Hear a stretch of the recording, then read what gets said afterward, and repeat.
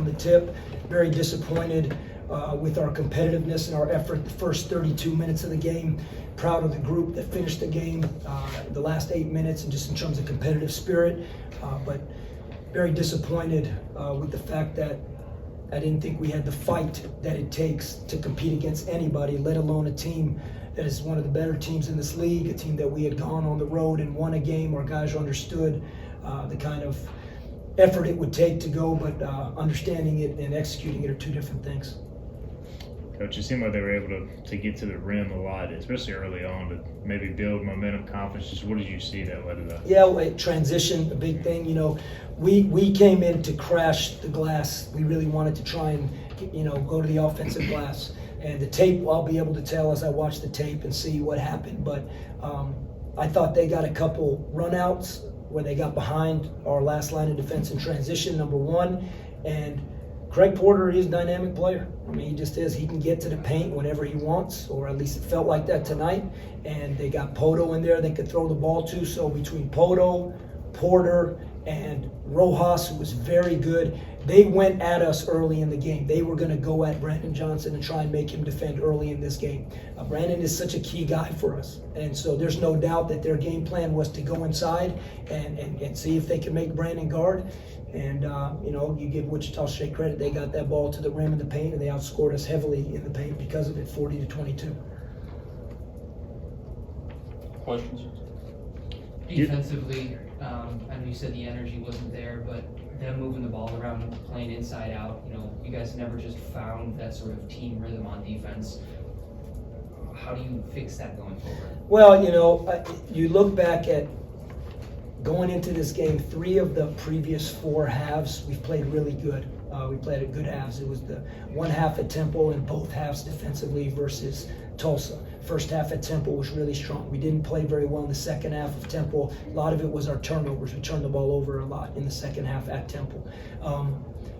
Wichita State's they're a balanced team. They have a dynamic point guard. They have a true post player they can throw the ball to, and they have big wings that can shoot the basketball. So early in the game, they went inside.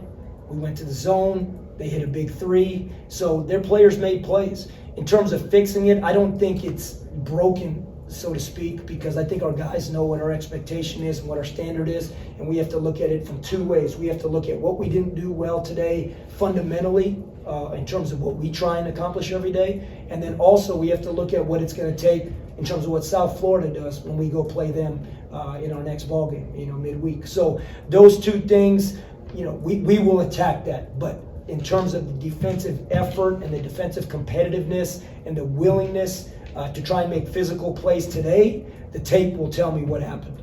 But I didn't like it, period.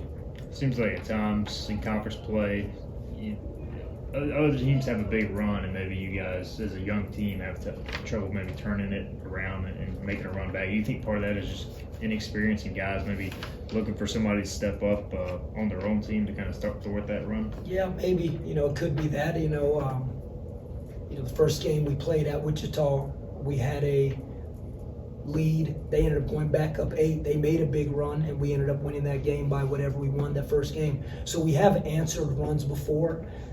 I think a big piece of it is, when you don't have your full rotation and you're missing somebody that you would count on to hopefully get to the free throw line or create a play for himself or someone else. Obviously, without Javon, that's one thing. But we have full faith in RJ and Brandon. For whatever, I think RJ and Brandon are going to realize this, that scouting is going to dictate that teams are going to come at them and they're going to really put full force defensively on them and make them defend. One of the best ways that you go at other teams, maybe top players or top rebounders, is you got to make them defend. And I thought Wichita State did a really nice job making RJ and making Brandon defend right from the jump. But that's something that they have to embrace. It's a role they haven't been in before in their college career, obviously. So that probably goes to your youth. But it isn't just going to be, hey, make a 3 and everything's going to flip. There's a chopping wood mentality you have to have when a team goes on a run. And we showed a little bit of it in the second half with that younger group, but it was just obviously too little too late. Ben hitting some big shots. Obviously the game kind of reached that point, but his ability to come off screens, hit threes, like if he can do that consistently, what will that add to your offense? Yeah, it adds a lot. Obviously, you can probably tell watching us play. We're a team that wants the ball to move, wants player movement, but we were a little bit heavier with ball screen usage when we had Javon. Now we don't have Javon, so we're a little bit heavier with the same movement, just different actions, but it's off-ball screens. And Ben is somebody that is obviously playing really well offensively and defensively, so his ability to play off-ball screens is a key, and we've been using it the last 3 or so games. I mean, you can't just put in a new offense overnight. So we used that week that after when we had a bye weekend, we put in some new things offensively, we put in some new things defensively, and up until today had kind of worked for us. And now we got to go back to the drawing board and keep sharpening those things up. But Ben definitely adds an element of that, and that's very important for us.